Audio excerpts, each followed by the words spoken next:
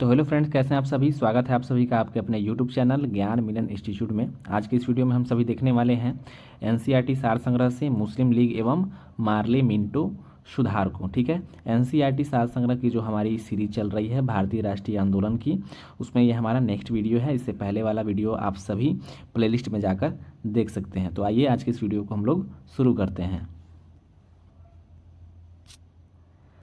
चलिए पहला प्रश्न देखते हैं। पहला प्रश्न है हमारा, मुस्लिम लीग की स्थापना कहाँ हुई थी। तो मुस्लिम लीग की स्थापना जो है वो ढाका में वर्ष 1926 ईस्वी में हुई थी। उसके बाद है, ऑल इंडिया मुस्लिम लीग की स्थापना किसने की थी। तो आगा खां, नवाब सलीमुल्लाह, मोहम्मद अली जिन्ना ने ऑल इंडिया मुस्लिम लीग की स्थापना की थी। ठीक है, उसके बाद है, मुस्लिम लीग के प्रथम अध्यक्ष कौन थे। तो आगा खां जो थे वो मुस्लिम लीग के प्रथम अध्यक्ष के रूप में चयनित हुए थे। ठीक है, उसके बाद में है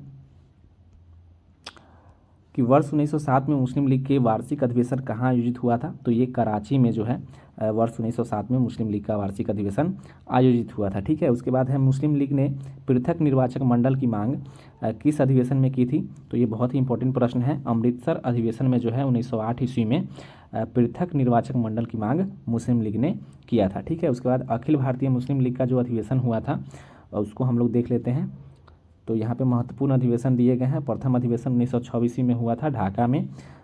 उसके बाद है, द्वितीय अधिवेशन जो था 1907 ईस्वी में कराची में हुआ था। और तृतीय अधिवेशन जो है 1908 ईस्वी में अमृतसर में हुआ था। दूसरे अधिवेशन की खास बात ये है कि इसमें जो है मुस्लिम लीग का जो है संविधान जो है वो बना था, पारित हुआ था।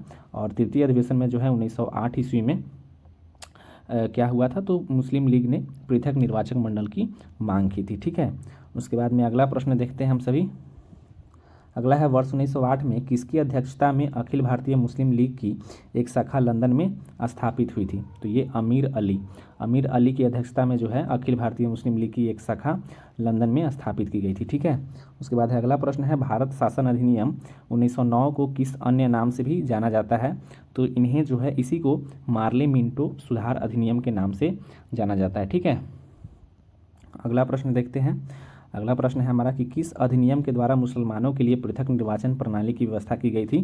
तो यही भारत शासन अधिनियम 1909 के द्वारा जो है मुसलमानों के लिए पृथक निर्वाचन प्रणाली की व्यवस्था की गई थी। ठीक है, उसके बाद है अगला प्रश्न हमारा कि इंडियन काउंसिल एक्ट 1909 में प्रकार के प्रतिनिधित्व की व्यवस्था की गई थी। तो यानी किस प्रकार के प्रतिनिधित्व की व्यवस्था की गई थी। तो सांप्रदायिक प्रतिनिधित्व की व्यवस्था की गई थी इंडियन काउंसिल एक्ट 1909 में। ठीक है, उस 1909 के सुधार बिल में पृथक निर्वाचन को स्वीकार कर लिया गया। यहीं से द्विराष्ट्र सिद्धांत की अवधारणा का प्रारंभ माना जाता है। ठीक है, टू नेशन थ्योरी जिसको बोला जाता है। चलिए आगे देखते हैं हम सभी।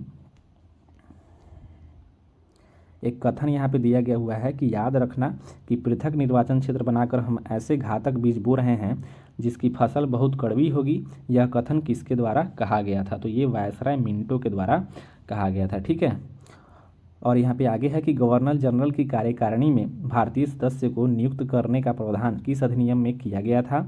तो ये मार्ले मिंटो सुधार अधिनियम 1909 में ही ये अधिनियम बनाया गया था, प्रावधान बनाया गया था। ठीक है, उसके बाद अगला प्रश्न देखते हैं हम सभी। अगला प्रश्न है हमारा कि गवर्नर जनरल की कार्यकारिणी में नियुक्त होने वाले प्रथम भारतीय कौन थे। तो ये थे सत्येंद्रनाथ सिन्हा। बहुत ही इंपॉर्टेंट प्रश्न है। सत्येंद्रनाथ सिन्हा जो कि गवर्नर जनरल की कार्यकारिणी परिषद के पहले भारतीय सदस्य बने। और ये सत्येंद्रनाथ सिन्हा को बिहार और उड़ीसा का गवर्नर भी बनाया गया।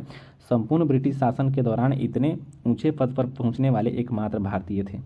संपूर्ण ब्रिटिश शासन के दौरान जो है, ये बहुत ही महत्वपूर्ण प्रश्न है।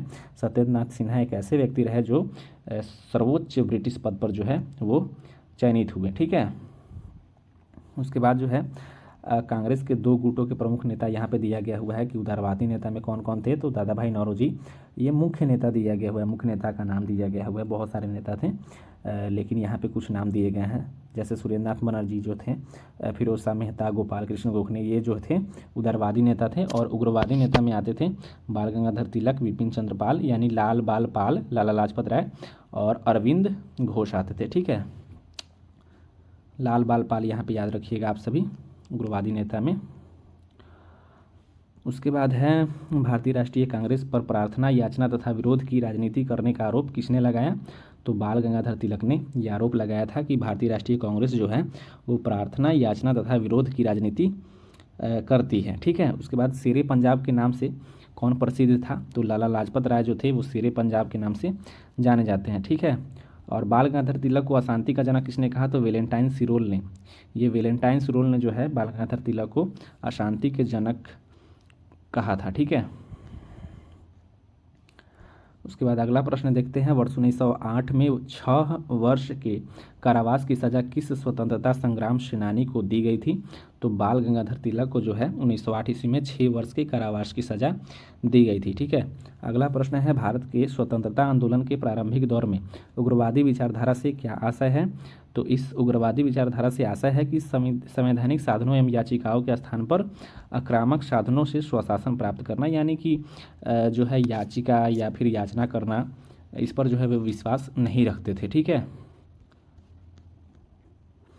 अगला प्रश्न है, महाराष्ट्र में गणपति उत्सव को किसने प्रारंभ किया था, तो ये बाल गंगाधर तिलक ने प्रारंभ किया था। बहुत ही इंपॉर्टेंट है ये, बाल गंगाधर तिलक ने जो है महाराष्ट्र में गणपति उत्सव को प्रारंभ किया था, ताकि जो है युवा एकजुट हो सके वहाँ पे और उनको शस्त्र प्रशिक्षण दिया जा सके, राष्ट्रवादी की भावना जो है उनके दिलों में भरी जा सके, ठीक है।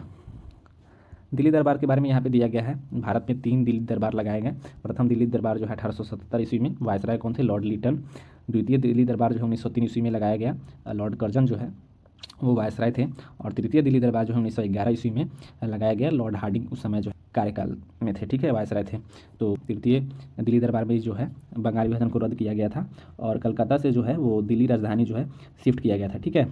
और दिल्ली दरबार की शुरुआत किसने की थी, तो लॉर्ड लिटन ने किया था, ये याद रखिएगा आप सभी, ठीक है, बहुत इंपॉर्टेंट है। उसके बाद है, नीचे एक नोट दिया गया है उसको भी देख लेते हैं। द्वैध शासन का जनक सर लियोनिल कार्टिस को, जबकि बंगाल द्वैध शासन का जनक जो है रॉबर्ट क्लाइव को कहा जाता है, ठीक है। तो यहाँ पे जो है हमारी ये आज की सीरीज समाप्त होती है। मिलते हैं अगले वीडियो में, तब तक के लिए आप सभी अपना ख्याल रखें। Thank you so much.